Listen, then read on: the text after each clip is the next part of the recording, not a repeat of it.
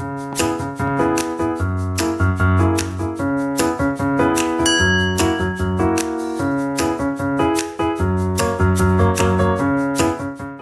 meu nome é Ana Luísa, eu tenho 27 anos e sou da geração Z.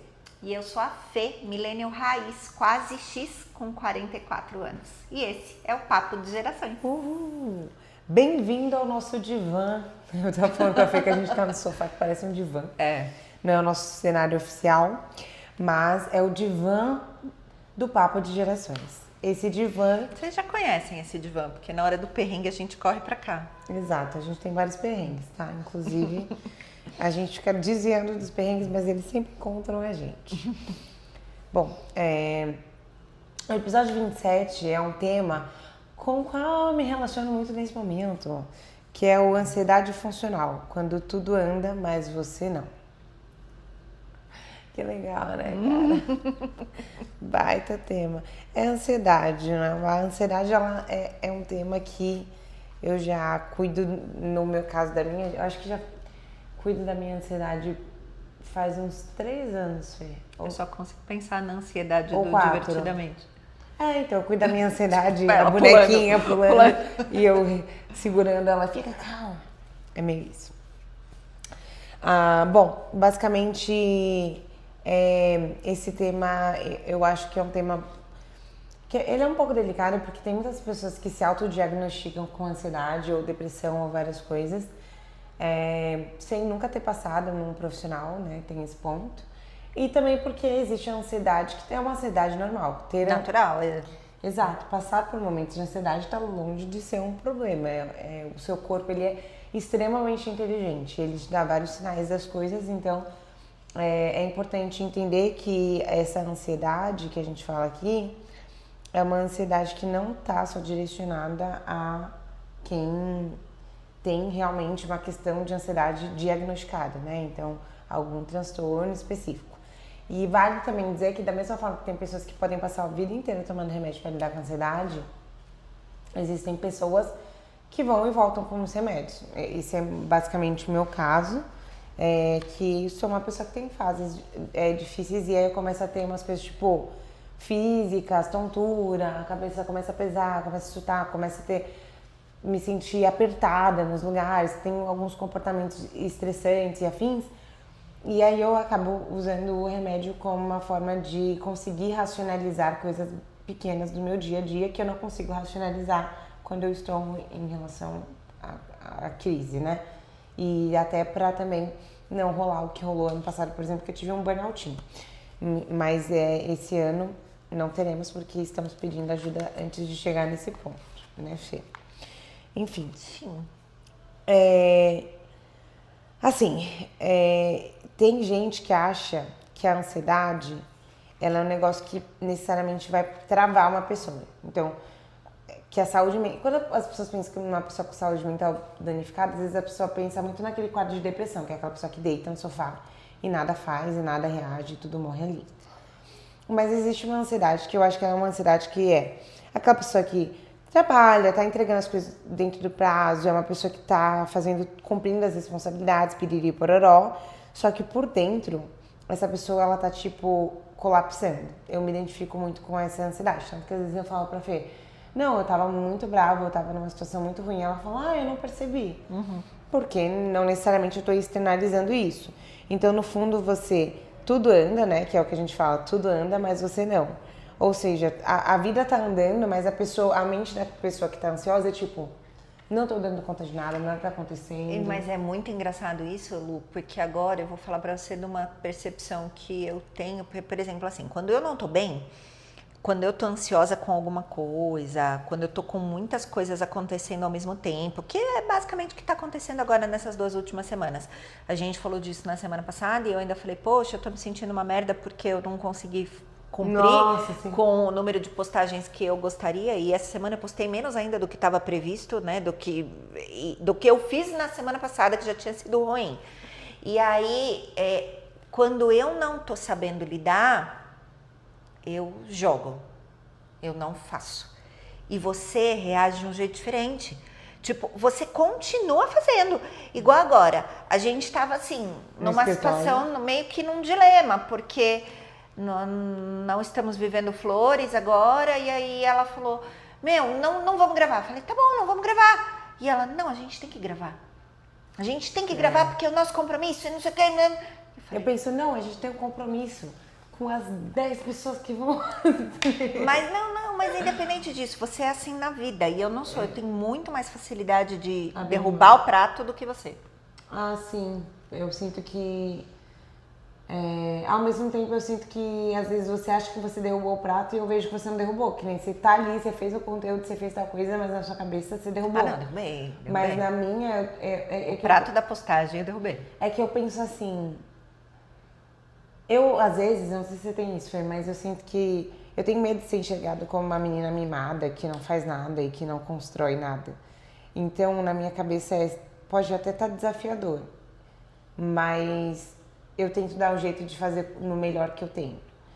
Então, e nem sempre eu consigo, por exemplo, essa semana, no Comunica na Lua, tem um vídeo que tá pré-pronto, assim, só que parece que eu não consegui sentar pra postar. Só que aí eu tô tipo, não, calma, vou arranjar um jeito e vou postar, mesmo que não seja perfeito. E eu pensei, eu não queria fazer o vídeo que eu tenho que gravar hoje pro Comunica na Lua. Mas eu já tô aqui sentada, então vou dar um jeito de tentar fazer, mesmo que não seja perfeito. É mais no sentido de... Aquele negócio que a gente fala sobre fazer... Feito é melhor que perfeito. E só que às vezes, nem é sobre a questão de perfeito, né? Tem dia que é sobre a questão de... O preço que tem se forçar a fazer algumas coisas, entende? Eu ia falar exatamente isso. Às vezes não é melhor? Muitas vezes. Deixar quieto? Muitas vezes. Só deixar quieto. Não quer dizer que você está abandonando, não quer dizer que você vai largar e nunca mais vai fazer. Mas a sua mente precisa daquele tempo, né? Precisa. Eu entendo. É porque, tipo, aconteceu tanta coisa nos últimos dias, né? Do Dilonzinho, meu cachorro, eu descobri que ele... Você tá até com a cara da ansiedade do Divertidamente. Esse corte de cabelo tá favorecendo isso. Eu não consegui finalizar meu cabelo direito hoje. Ai, que ótimo. Eu achava que eu ia balar. Mas, tipo... Vai pegar, Fernanda. É verdade! Aí eu achava que... eu achava que eu ia, tipo... Sabe, meu cachorro tá aí com câncer e não tem cura. Não é que não tem cura pro tipo de câncer dele, mas não tem cura no caso dele, que é um quadro de um senhor idoso, que seria submetido a uma situação que a chance dele falecer na cirurgia é altíssima. Então, tipo, isso é muito estressante, mas até pra dormir é ruim. Tudo fica meio. O cachorrinho fica instável, você fica instável, piriri pororó. E aí eu percebo, tipo, eu tô num momento que eu não quero fazer nada, mas ao mesmo tempo eu tento me forçar. Ao mesmo tempo você quer fazer tudo, exato. Tipo, porque você não se permite não fazer nada. E ao mesmo tempo, não sei se você tem isso um pouco, mas eu não quero às vezes me ocupar da dor que me acomete nas coisas. Do tipo, parece que fazer é uma forma de fugir de... Sim, ok, mas aí tipo, só ligar a televisão e assistir Emily in Paris, assim, não rola? Rola, mas aí tipo... Eu não consigo passar o dia inteiro fazendo isso, eu consigo passar 1, 2 horas. Quando eu consigo passar o dia inteiro é de domingo, que é o único dia que eu tenho me esforçado pra realmente... Não fazer nada. E tipo, o que é foda é que quando a gente fala do transtorno de ansiedade, 300 milhões, segundo a OMS, 300 milhões de pessoas têm isso, né? Então, tipo... E o Brasil é um dos países que está com esse maior índice de ansiedade. Eu até trouxe isso na apresentação do nosso time, né? A gente trabalha no salão de beleza, para quem não acompanha a gente também. Então, e nesse trabalho eu trouxe uma apresentação sobre tendências do ano. E eu falei sobre isso, que o Brasil é um dos países mais ansiosos e piriri. E eu acredito que boa parte da questão da ansiedade no Brasil está muito vinculada ao modo de trabalho que a gente tem. Que é muito... Eu estava pensando e discutindo sobre isso com o meu psiquiatra também, né? Porque a última vez que eu tive com o meu psiquiatra foi antes de viajar para a Europa. Eu viajei e voltei agora em janeiro. E eu conversei com ele sobre, não tem choro nem vela num domingo. Se você quiser comer pão, é bom que você tenha comprado o pão até o sábado. Porque de domingo eles não vão abrir a padaria. Na Europa. Exato, sim. Na Europa. No Brasil não, no Brasil é esperado isso. E a gente que trabalha no ramo da beleza, trabalha de segunda a sábado, né? A Fê tira a terça para cuidar da mentoria dela. Mas eu trabalho sem parar mesmo aqui no salão. Eu não acho um ritmo saudável, né? Ao mesmo tempo é o que eu falo pra Fê. o Brasil não é um morango, então a escala 6-1 é a forma como as pessoas se comportam, é o que elas esperam das coisas. E inclusive ir para uma escala 5-2 é um negócio que impacta muitos pequenos empresários. Eu não estou falando das grandes empresas, estou falando da galera que é pequeno empreendedor e médio empreendedor, porque o brasileiro não tem essa coisa do vou me organizar para ir comprar na minha padaria de sábado, para eu comer no domingo. Não existe esse pensamento do sexta-feira eu farei tudo o que eu tenho que fazer para que sábado, até porque muitas pessoas trabalham de sábado, então também elas têm que compensar fazendo tudo que elas deveriam fazer no domingo. Todo descanso e relaxamento e compras de casa e afins, fica tudo pro domingo. Então existe um comportamento social muito doentio dentro do Brasil, de rendimento, de performance, que impacta completamente, assim. Será que todo mundo se organizaria para conseguir fazer tudo o que precisa fazer de segunda a sexta no nosso país? Será que isso inclusive seria viável, considerando a carga horária de trabalho? Mas eu acho que isso é um pouco cultural e aí tá relacionado... E tudo, Fê, até desculpa te interromper, mas você já parou pra pensar que às vezes, tipo, mesmo que você quisesse, tem pessoas que levam 1 a 2 horas, seja de ônibus ou seja de carro no trânsito, para chegar e sair do trabalho. Ou seja, se você pegar as 8 horas de trabalho que você tem, que geralmente estende, fica 9 horas de trabalho, mais 2 horas de ida, 2 horas de volta, tipo, 9, são umas 13 horas por dia que a gente passa fora de casa, tipo, até você conseguir, tipo, se reunir, se reorganizar pra ir comprar, sei lá, um pão, fazer alguma coisa, não dá tempo. O modo operante de trabalho no Brasil é muito bizarro. Não é um modo saudável. Mas aqui na escala 6-1, normalmente... Só piora. Só piora. Tipo, a pessoa... Mas não são 8 horas de trabalho, né, na escala 6-1. Costuma ser mais, dependendo da pessoa. Não, na escala 6-1 são 6 horas de trabalho. Depende, no meu salão é 8 horas de trabalho, mas sendo que dessas 8 horas, 1 hora é almoço. Mas aí não bate as 44 horas semanais. Sei lá, eu não sei se, eu acho que a gente deve pagar um extra, então, para o Pode dia. ser? É. Porque são 44 horas semanais que a pessoa tem que trabalhar. E aí normalmente são 8 horas de segunda a sexta. Então a gente paga o extra no sábado, com certeza. Anyway, o que eu tô querendo dizer é que independentemente de quantas horas são por lei, se você faz a hora extra, você vai ser remunerado por isso. E as pessoas topam, anyway, porque todo mundo precisa de dinheiro, entendeu? Sim. No fim, o que eu tô querendo dizer, a forma de trabalhar no Brasil não é, infelizmente, uma forma muito saudável. Tanto é que pela primeira vez eu considerei que talvez morar fora pudesse ser uma coisa pra mim. Porque eu comecei a me questionar se a forma como a dinâmica de trabalho, a dinâmica de contratação, a dinâmica de formação de pessoas na educação do nosso país compactua com a forma como eu gostaria de viver, entendeu? Porque é muito engraçado, às vezes acho engraçado quando eu vejo a minha irmã reclamando, nossa, tô bem cansada aqui na França, eu falo, mano, mas tudo bem que a minha irmã é da área da saúde, né, então até que ela faz um trabalho um tempo maior que o nosso, mas tipo assim, é muito diferente, mesmo na área da saúde, é muito diferente da área da saúde aqui no Brasil. Existe uma coisa muito louca que a gente, tipo, tem operado com essa ansiedade funcional, que é você estuda, trabalha e vive normalmente com ansiedade. Às vezes você nem sabe que você poderia ser diagnosticado com isso. E o negócio é tão maluco, que... Eu às vezes tenho dificuldade eu já trabalho numa empresa familiar, então desassociar quem eu sou do meu trabalho não existe. Um dos meus maiores temas com a minha psicóloga é, eu sou o meu trabalho. Mas é mesmo, porque sua família é o seu trabalho, né? E o seu trabalho é a sua família.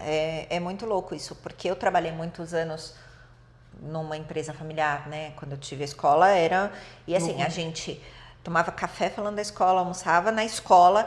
E o jantar era escola, era assim o tempo inteiro. É bizarro. E às vezes por fora você parece bem, mas por dentro você tá tipo no automático. O tempo todo. Tanto que eu falo assim, que tipo, a minha mãe só foi ser minha mãe mesmo, assim, a gente só foi ter uma relação legal, assim, de mãe e filha, depois que acabou a escola, porque a gente se via e só falava disso, só se falava disso. Nossa, é bizarro isso. E tipo, tem uma coisa que... As pessoas acham que a pessoa ansiosa não é produtiva, mas segundo a APA, tipo, geralmente pessoas com ansiedade têm altos índices de produtividade, porque não ser produtivo não significa ser saudável. Ser produtivo significa que você produz, acabou. Produzir, você vai produzir em meio à ansiedade ou vai produzir, óbvio, né? Naturalmente em algum momento isso vai pifar e você não vai conseguir produzir porque é uma coisa leva a outra. Essa ansiedade pode caminhar para um burnout, aí o burnout leva você a parar e tudo isso. Não tô querendo dizer isso, mas uma pessoa ansiosa pode ser muito produtiva e nem perceber que ela tá que ela tá surtando, que ela tá pifando. Mas eu não consigo ver isso só pelo lado negativo. Como você vê? Porque assim, eu tenho picos de ansiedade às vezes, quando eu por exemplo, a gente conversou essa semana. E aí eu fiquei super ansiosa com as possibilidades de mudança dentro do meu negócio. Ah, não, e mas... isso me torna mais produtiva agora, sabe? Eu dou foco total nisso. Mas eu acho que eu acho que excitement, né? É uma ansiedade, como é que excitação para produção é diferente da ansiedade. A ansiedade que eu quero dizer, eu vou dar um exemplo da minha irmã mais nova. A minha irmã mais nova, ela tá fazendo faculdade, tá trabalhando.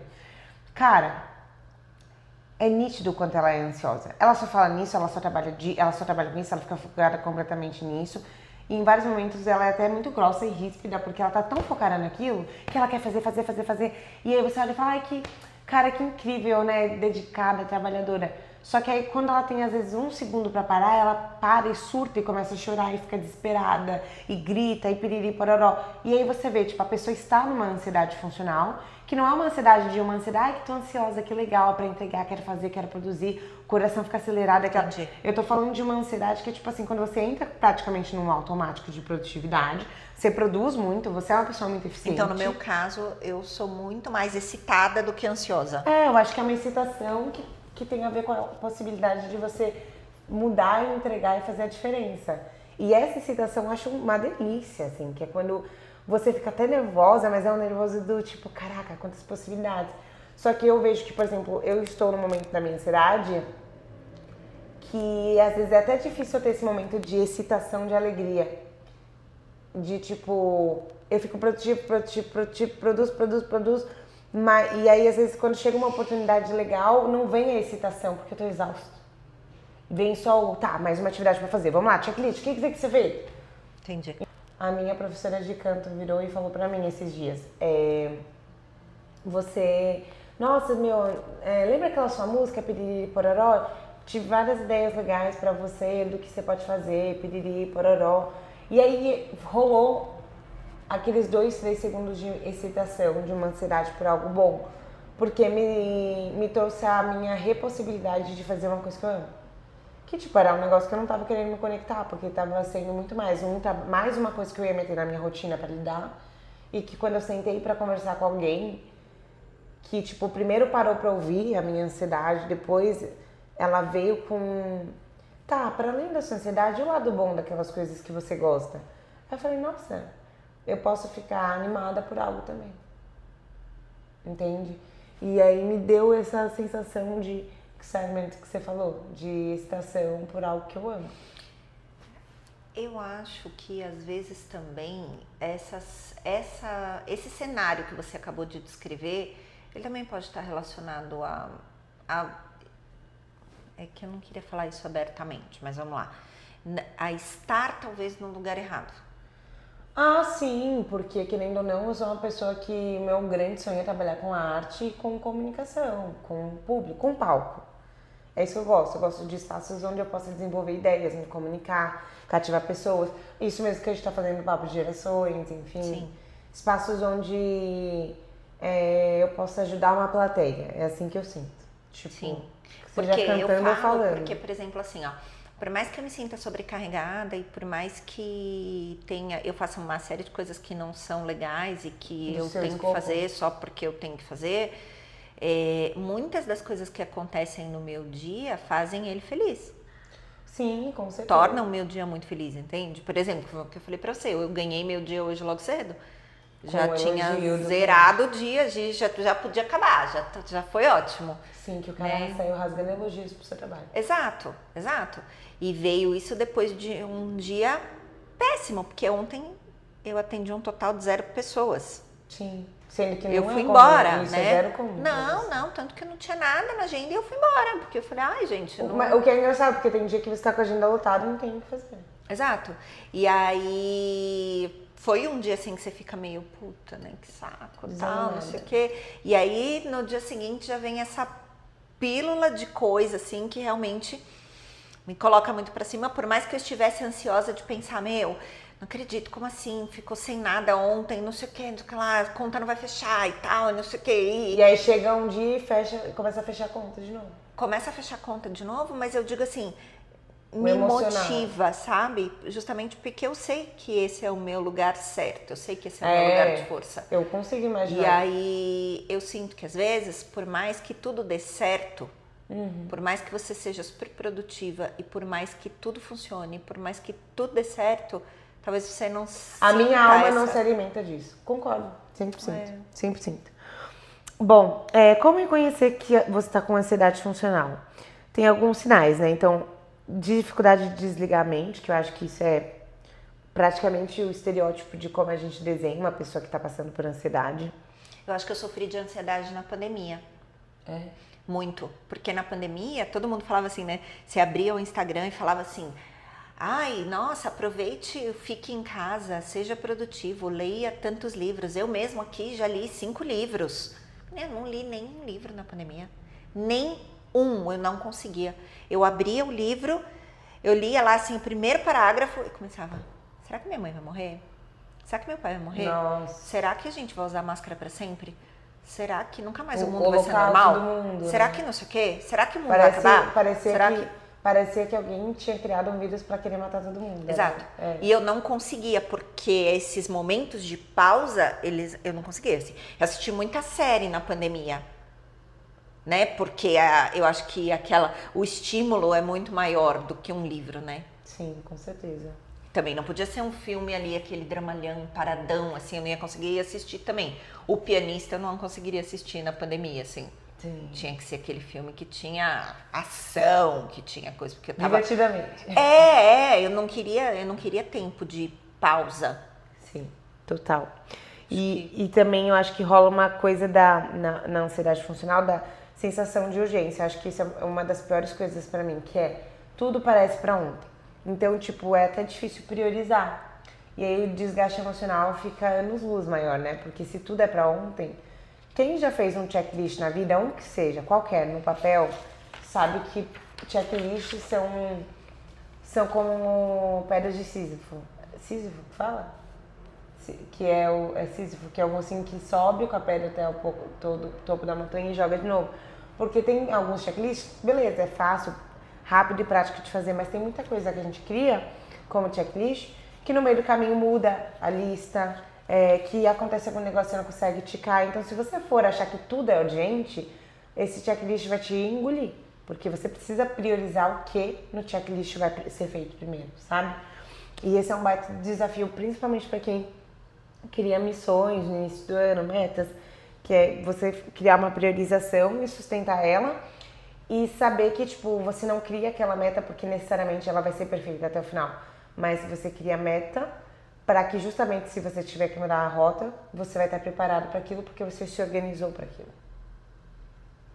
Eu tô aqui pensando que esse checklist é muito virginiano, assim, né?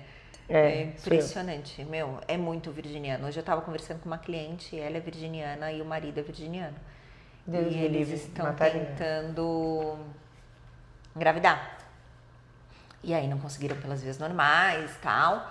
E então tá tudo bem na cabeça deles, assim, né? Tá tudo normal. Então tá bom. Então se a gente não conseguiu as vias normais, vamos pro próximo item da lista. Sou eu. O próximo item da lista seria ter congelado os ovos. Nossa, nós congelamos os óvulos. Puxa, então podemos ir para o próximo item. Eu tô numa fase, tipo assim, eu tô solteira. Aí eu tô pensando, tá, se eu namorar, vamos lá, vou ter que conversar com ele sobre isso, né? Porque chegar nos 30 anos, talvez eu tenha que começar a congelar ovos, dependendo do quanto eu tiver de produção, beleza? Aí eu tô tipo, tá, quanto custa pra congelar ovos? Aí eu penso, tá, quanto que eu preciso juntar dinheiro até chegar lá pra conseguir congelar os ovos? É muito louco isso, gente. Não, e aí eu falei pra ela, aí ela tá falando assim, e aí, Fê, a maior dificuldade tá sendo... Eu falei, entender que nem sempre 1 mais 1 vai dar 2, né? Por quê? Eles fizeram tudo certo, congelaram os óvulos com 30 anos, aí com 40 anos resolveram engravidar, tal. Quando descongelaram os óvulos, nenhum deles estava viável. Puta, que merda. Que merda. Nossa.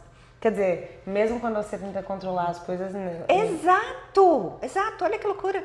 E tipo assim, e aí, não tinha essa opção no checklist, na planilha, não tinha. Ai, que dó, velho, é foda. Outra coisa que é um sinal de ansiedade funcional, culpa de descansar. Porra, isso daqui eu não... Eu nem sei, né? Eu tenho me esforçado pra dormir mais esse ano. Então, por exemplo, essa semana, teve várias noites que eu dormi 11h30 da noite. E aí tem dias que eu fui pra academia no horário que não era comum, que eu vou pra academia às 6 da manhã, pra tentar dormir mais. E eu não sei falar pra vocês a culpa que eu sinto. Eu me sinto a maior vagabunda do mundo por dormir mais. É muito difícil. Então eu vou lá, eu dormi, piriri pororó, e aí eu tento lidar com o dia inteiro a culpa que vem e a vontade de me xingar por tudo. Eu sinto um pouco isso às vezes. E tenho o exemplo do meu pai, que meu pai também se cobra muito, mas aí nessa hora eu agradeço a minha mãe, que minha mãe é a pessoa que, tipo, ai, tá bom, gente, não fez hoje, faz amanhã, tá tudo certo, tá? Minha mãe é mais assim também.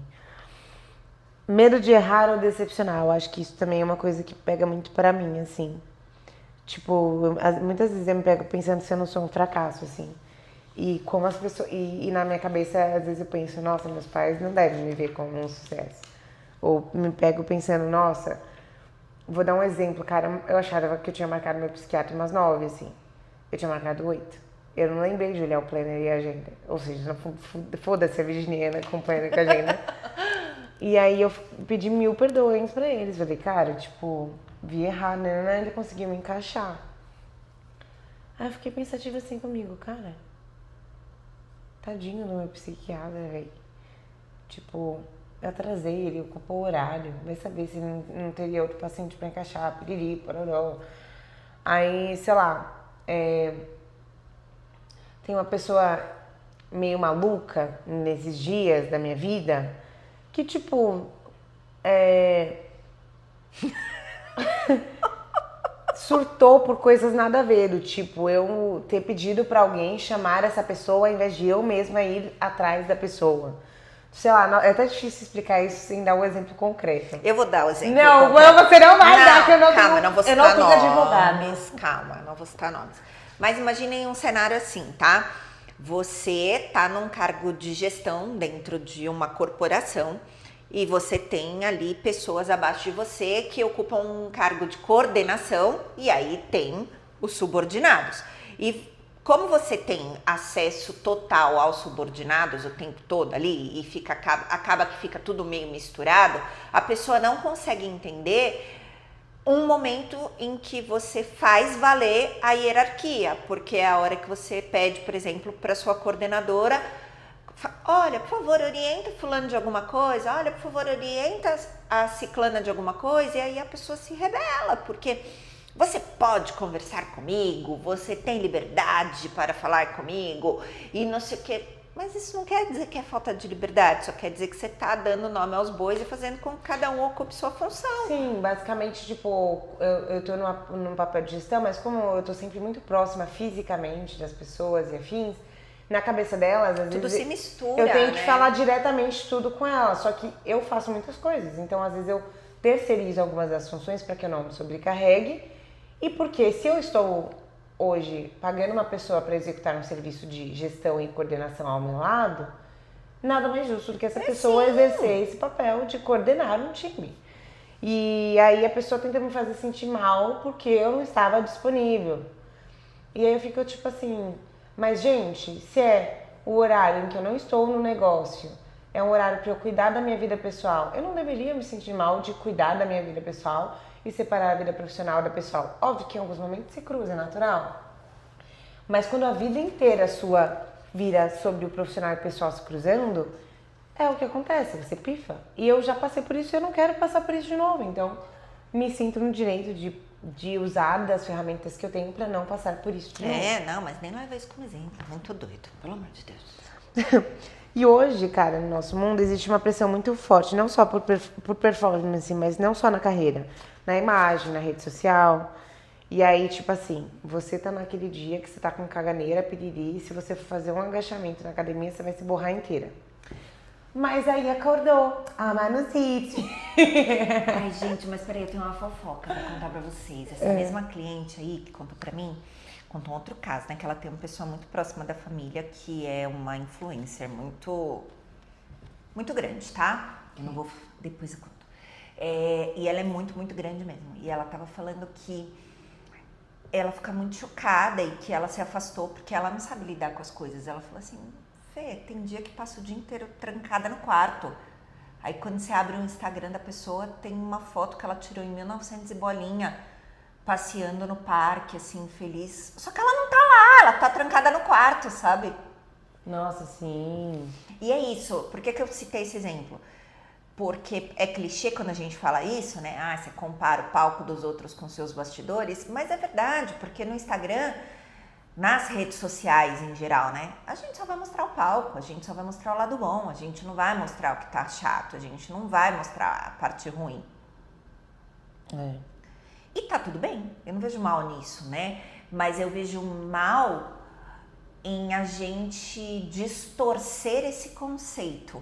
É que é muito louco, porque quando uma pessoa ela vive da internet, ela vai ter que mostrar tudo, então ela vai mostrar tudo pelo melhor ângulo, mas mais do que mostrar tudo pelo melhor ângulo, tipo assim, a pessoa ela está indo trabalhar, se você é uma influenciadora e vive só disso, ela está indo trabalhar quando ela está postando a foto do treino dela, porque o treino dessa pessoa paga as contas dela. O seu treino não necessariamente paga suas contas, o seu treino às vezes é uma forma de você cuidar da sua saúde. Então, se você tiver que priorizar o seu trabalho e abandonar o seu treino, você vai abandonar o seu treino para priorizar o trabalho, porque é o trabalho que paga as suas contas. E, tipo, acho que isso é uma coisa que é muito difícil de desassociar, né? Tipo, e eu acho que no nosso caso vai juntando várias coisas. Então, no meu caso, por exemplo, eu também tenho pequenas coisas que eu faço como micro-influenciadora, né? Não é a maior parte da minha vida nem de longe, mas o ponto é, aí eu olho ela e falo, tá vendo, Luísa, se tu não postar que nem ela todo dia fizer... E aí eu fico, mano, tem dia que eu não quero postar. Mas o que eu tô querendo dizer é exatamente isso, é que às vezes o que a gente tá vendo lá é fake. Com certeza. E tipo, sei lá, fizeram parecer que descansar é fraqueza, mas não é, gente. O que mais me forçou, cara, a pensar em dormir mais esse ano foi, tipo, quando eu vi que tudo que eu tava construindo tava caindo por terra porque eu não tava dormindo. Então, coisas tipo assim, Alzheimer é um negócio que os casos de Alzheimer aumentam por causa de perda de sono, então a chance de você ter Alzheimer é muito maior por não dormir direito durante anos da sua vida. Parecendo a Meredith Grey. E eu já preocupada em ter Alzheimer com 27 anos. E aí, imagina, né? Tipo, eu tô ficando maluca, porque eu de vez em quando eu tenho vários esquecimentos, tipo esse do psiquiatra. Meredith Grey, tadinha. E aí, o que acontece? Eu fiquei pensando assim, cara, eu já tô tendo esquecimentos porque eu já tô com muitas coisas. Aí eu fiquei pensando, só que eu tenho que pensar no hoje, tenho que pensar no amanhã. Tipo, eu gosto hoje quando eu esqueço das coisas? Não, eu não fico feliz quando eu esqueço. Quando eu percebo que eu não consegui captar informações que são importantes. Daqui a pouco tá fazendo aquele exame cerebral pra ver se tem... Só que eu penso, tipo, imagina daqui a alguns anos, quando realmente isso for uma questão. Então, tipo, Alzheimer é um negócio. Eu amo malhar. Aí, tipo, não ter o desenvolvimento porque o músculo não teve tempo de descansar. Aí faz sentido. Mas, meu, Alzheimer também. Aí, tipo, o estresse, tipo, fala a verdade, quando você tá cansadíssimo, você fica mais reativo, porque você fica impaciente, entendeu? Aí você começa a pensar, tipo assim, dificuldade de ter atenção. Aí, sei lá, tô lendo, tô fazendo um curso, tô fazendo a mentoria, tô fazendo várias coisas para absorver novos aprendizados. Não consigo ficar 10 minutos focada porque eu tô exausta. Aí você começa a falar, gente, porque eu tô exausta ou porque eu tô ansiosa, pensando em mil e uma coisas ao mesmo tempo, que foi o que eu citei que aconteceu comigo na pandemia, né? Sim, exatamente. Não consegui aprender nada novo, não consegui fazer nada. Tipo, ai, nossa, agora leia, faça um curso, faça... Imagina, nada. Aí do que adianta você acordar 4 horas da manhã se tudo que você construiu ao longo do dia foi jogada fora porque você não dormiu? Aí, mais uma vez, a gente entra naquilo que eu falei, não é melhor se permitir? O podcast está sendo gravado igual. Criar pausas conscientes. Agora a gente entra numa parte de ferramentas práticas para se cuidar. Então, a gente sabe que alguns estudos mostram que as pausas... Deu vontade. Eu não sei porquê. Esqueceu, ó, já é o sintoma do Alzheimer. Vai! Que pausas ajudam a regular o sistema de estresse. Isso é uma coisa que eu tenho muita dificuldade, Fê. Tipo, eu tô overstressed, então eu tô super estressada. Gente, tô usando muito inglês hoje. Tá mesmo? Eu tô overstressed, eu tô super estressada. Tá muito Gen Z. Eu tô muito geração Z. Eu tô muito estressada e ao invés de eu falar assim, nossa, é óbvio que com a emoção do estresse você vai conseguir focar na atividade. Eu fico tipo, ai, tem que acabar essa caralho dessa atividade. Agora eu começo a agir, tipo, eu preciso resolver essa caralho que só vai sair o estresse. Só que o problema é que não resolve, entendeu? Mas bem-vindo ao mundo real, né? Porque a maioria das pessoas faz isso também. Então, mas aí essa questão... Dificilmente a gente consegue parar e pensar na hora. Por mais que a gente saiba que precisa. Eu concordo com isso. Ai, teoricamente é lindo, é uma ferramenta Na prática que a gente... Mas na prática, Fê, são os 90 segundos. A hora que você viu, eu já gritei, já... os 90 segundos que o estresse domina e que você deveria aguentar os 90 segundos pra você não falar uma merda, mas você não aguenta 90 Exato. segundos. Você fala uma merda sem segurar os 90 segundos. O legal é que quando a gente tá junto, assim... Se eu falo primeiro, ela se privilegia e ela conta 90 segundos. É assim, a gente tá passando por uma situação de estresse juntas, a Fernanda... Alguém vai explodir. Se alguém for explodir, a outra tem uns 90 segundos onde ela finge... Pra ser plena, entendeu? Finge ser sã, finge ser madura. Exato. Tipo, na minha cabeça, eu penso assim, gente, tem técnicas que são muito legais, como o Pomodoro, que quando eu consigo sentar e fazer ele sem que as pessoas me interrompam, é maravilhoso. É real. É eficiente. Você trabalha, tira 5 minutos, trabalha por 20 minutos focado, 25, meia hora, enfim. Isso é relativo a cada pessoa. E 5 minutos você para pra fazer uma coisa X, vai no banheiro, bebe água, mexe no celular, ou fala com algum amigo sobre alguma aleatoriedade. É bizarro como isso funciona. Eu acho que essa dinâmica é similar a isso, criar pausas conscientes. Tem uma coisa que o Caio Carneiro fala muito, que é respira. E, isso faz muito sentido, tá? Faz muito sentido. Primeiro porque eu dou crédito pra ele, né? E aí eu acabo fazendo quando ele fala alguma coisa assim, porque eu já fico sugestionada a achar que vai dar certo. Tá certo. E funciona.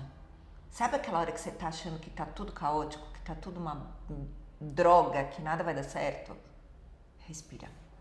Eu comprei um livro que fala sobre isso, sabe? E eu não li ainda, obviamente. Eu falo sobre meditação aos céticos, né? Porque só de você fechar os olhos, respirar fundo, já é uma forma de você meditar. E aparentemente eu preciso desse livro nesse momento da minha vida, né? Bom, redefinir produtividade. Então, que é isso? Será que, tipo, sei lá, se você tá pifando, ao invés de fazer a meta, que é o que eu e a Fê, a gente falou, tem semanas que você não consegue dar o seu melhor, aí você se sente culpada porque não deu o seu melhor. Será que isso não é um sinal de que você precisa falar pro seu corpo assim, quer saber? Semana que vem a meta não vai ser 5 vídeos por semana, vai ser 2. E aí, será que isso não é justamente o que vai fazer você produzir melhor? Porque já aconteceu de eu fazer uma meta de falar assim, quer saber, essa semana eu não vou fazer tudo isso, eu vou fazer menos. E eu acabei fazendo mais, porque eu tava mais relaxada. Pode ser. Pode ser, porque a minha meta era 5 na semana, eu não fiz a semana passada, acumularam 10 pra essa, como eu não fiz também, a semana que vem serão 15. Tá tudo bem, gente, super equilibrada. Gente, cálculo feminino, eu adoro o cálculo feminino. Mas é o famoso, né? Performance sem pausa é exaustão. Então, tipo, se você sabe que você não tá dando conta, alguma coisa sua vida tá te mostrando. Você tá cansada, tem uma exaustão. Então, você consegue se propor pra fazer 3 na semana que vem, é capaz que fazendo 3... Eu faço 15. Não, 15 não, vai tomar no cu. Ano que vem você vai fazer mais. Gente, eu vou precisar olhar meu celular aqui, dá licença, só pra ver se minha cliente chegou. Gente, é assim, a vida é real. Não. Outra coisa, a ansiedade vive no futuro. Nossa, isso é um clichê. Eu odeio falar clichês, mas eu acho que clichês são tão importantes que é tipo... Do que adianta, tipo, você tá tão focado no futuro se o seu futuro é construído pelo que você faz agora, né? Isso é bizarro. Quando a gente pensa... Óbvio, o futuro ele tem que ser um direcionamento. Existe uma grande diferença entre viver o futuro e se direcionar para o futuro. É muito diferente. Porque viver o presente é o que garante seu futuro. E o futuro é, na verdade, um direcionamento do para onde você quer ir. Agora foi bonito, hein? Agora foi tipo... Te dei um corte, hein, Fernanda? Ó, Opa! minuto 40 e 26 dessa conversa aqui. E, tipo, a questão da respiração da Fê é uma coisa legal, que traz a gente pro presente. Me ajuda muito a caminhar. Inclusive, eu caminho muito, né?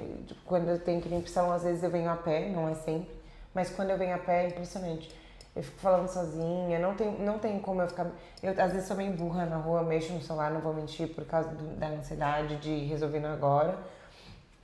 Mas quando eu simplesmente falo, não vou mexer no celular, que perigo mexer no celular, piriri-poró, nem agora eu vou voltar à noite andando pra casa.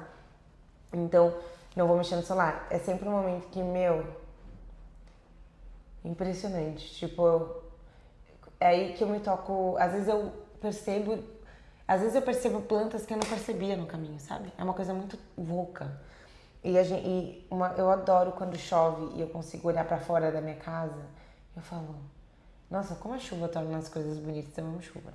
Então, tipo, é um pequeno momento que é muito um desafogar da vida, sabe? Da vida adulta.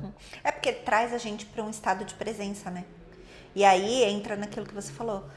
Se você sai do futuro, você fica menos ansioso. Exatamente. Muito bem.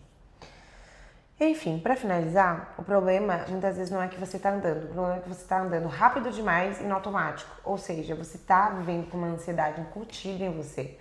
Estar ansioso não necessariamente é improdutivo. Estar ansioso pode ser muito produtivo, mas produtivo do jeito errado. Porque ser produtivo às custas da sua saúde física... E mental? Não vai dar certo, tá? Eu sou um exemplo genuíno disso. E eu sei que o primeiro passo é reconhecer. E eu sinto muito orgulho de estar reconhecendo. A minha psicóloga me chamou a atenção para isso na última sessão que a gente teve, que é... Ela falou, eu sei que dói, eu sei que você tá no processo dolorido, mas eu sinto que a cada sessão tem um pequeno reconhecimento sobre você mesmo que já mudou em relação à última. E ela fala, isso é lindo. A minha fala, isso é lindo. Ela não fala isso é lindo, mas ela fala parabéns. A minha psicóloga fala muito parabéns pra mim. E aí, por exemplo, eu tava quase caminhando no mesmo surto que eu tava no ano passado, de querer bater nas coisas, ficar brava, socar e piriri pororó. E aí eu já acionei o psiquiatra e falei, não, me ajuda, preciso de ajuda. Então ter essa rapidez de saber quando você tá indo pro caminho que não é o caminho legal, também demonstra uma maturidade. Teve dias nessa semana onde eu falei, eu não vou responder fulano, ele vai esperar. Eu não vou lidar com ciclano. Teve uma reunião onde eu pedi muitas estribeiras essa semana da gestão. Eu levantei da reunião e falei, eu peço desculpas. Eu sinto que eu não vou ter a maturidade para lidar com esse assunto aqui agora. Eu vou pedir para que vocês lidem, porque eu não tô bem. Eu não tô bem para lidar com isso agora. Eu peço desculpas, saí. Deixei as pessoas lidarem, porque era uma reunião onde tinha uma pessoa que tem o hábito de me alfinetar muito. Então eu falei assim, vocês me dão licença? Eu vou sair da reunião, não tô me sentindo bem, vou sair e fazer. Tóxica. É uma pessoa bem tóxica. Então eu falei assim, vocês me dão licença, eu vou pedir desculpa. Eu sinto que eu não tô bem pra estar na reunião e sair. E isso entra muito no livro da Brené Brown, maravilhoso, que fala sobre vulnerabilidade. E eu acho que a parte que eu mais gostei do livro foi a parte que falava de vulnerabilidade como liderança. Que é você ser uma pessoa, um líder capaz de assumir um erro, capaz de assumir que você não consegue lidar com algo. E eu pensei, cara, eu não estou sozinha na liderança hoje do negócio, tem outras pessoas. Se tem outras pessoas que vão ter uma capacidade melhor para lidar com aquilo, eu deixo na mão dessas pessoas para que eu possa me desenvolver até eu conseguir lidar com aquele assunto. Porque do que adiantava eu ficar naquela reunião e acabar tendo um surto na frente de todo mundo? Nada, gente. Nada. Então, saí. E foi a melhor coisa que eu fiz. Que é que nem quando eu deixo a Fernanda surtar pra mim, depois eu fico, obrigada, Fernanda. Conta 90 segundos e sai plena. E assim, né, a gente tá entrando no final do podcast e eu falei pra Fê, inspiradas no Joel J, que é um xodozinho nosso, mais da Fê até do que meu. Nada contra você, Joel J, mas eu ainda não tenho os anos de intimidade que a Fernanda tem. É verdade. E nem o pagamento de intimidade também, que a Fê já até curso fez, né? Já. Então, eu ainda não tenho essa intimidade, Joel, foi mal. Teremos, Jo. Me aguarde no seu podcast. Imagina. Já fui no podcast, já fiz clube do livro e tal, enfim. A Fê, ela é uma aluna exemplar.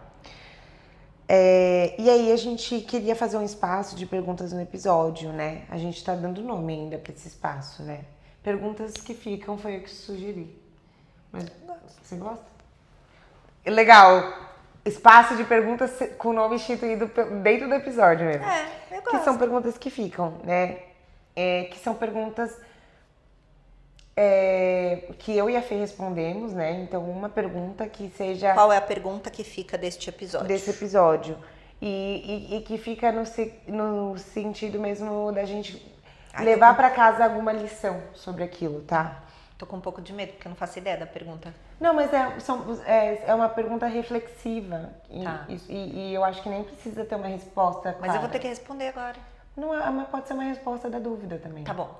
Respostas em dúvida também são respostas, Tá, na minha opinião. já tava ficando ansiosa. Eu também já tava. Quando foi a última vez que você conseguiu realmente ficar em silêncio? Quando foi a última vez que a sua mente realmente conseguiu ficar em silêncio? Agora, recentemente, no meu aniversário. Nossa, que delícia, é verdade. A Fê foi fazer uma viagem incrível. No meu aniversário, recentemente.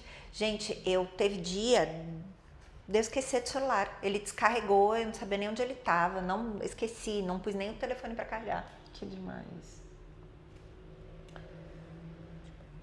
Agora eu, né? Eu queria dizer que foi domingo passado, que foi quando eu fiquei assistindo série e fiquei de boa sem fazer nada, mas enquanto eu tava assistindo série, eu tava sentindo culpa porque eu não tava produzindo. Então acho que isso não é silêncio de verdade, Ou é? Acho que não, né? Não, porque eu tava em paz. O ano passado eu fiz essa mesma viagem e eu não tava tão em paz quanto esse ano. É que você tá amadurecendo, tá fazendo psico, tá sendo muito melhor pra você. Eu tenho orgulho do seu processo. Gente, eu não sei qual foi a última vez que minha mente conseguiu ficar em silêncio, pra ser bem sincera. Não lembro. E quando você teve epifania com o limpador de piscina? Eu tive 10 segundos de uma epifania com o limpador de piscina. Foi essa. Foi sábado passado. Foi bom. Não foi duradoura, mas foi especial. Foi quando eu começou a chover, eu olhei assim pra piscina e falei, nossa, como fica bonita a minha casa quando chove. Porque meu pai plantou muita coisa verde em volta da minha casa e tem a piscina ali. E eu falei, nossa, como ficou bonito. Aí o limpador de piscina, ele tava ali comigo e eu falei, nossa, como fica bonito. Ele, né, fica bonito mesmo. Aí sentou eu e ele, apreciamos assim por 10 segundos. Eu falei, vamos tomar um café? Aí chamei, aí ele queria entrar, chamei ele pra tomar um café e comer um sanduíche. Enquanto ele esperava pra poder ir embora pra ir limpar a outra piscina.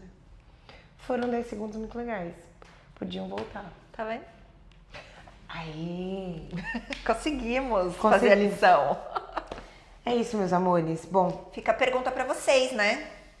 eu acho que inclusive se você quiser responder aqui, qual foi a última vez que você conseguiu ficar com a mente em silêncio? Ou se você não conseguiu, talvez tenha alguma coisa que você acha que você conseguiria fazer pra ter esse momento? Obrigada. Responde aqui pra gente e até a próxima. Até o podcast, Papa de Gerações. Tchau. Beijos.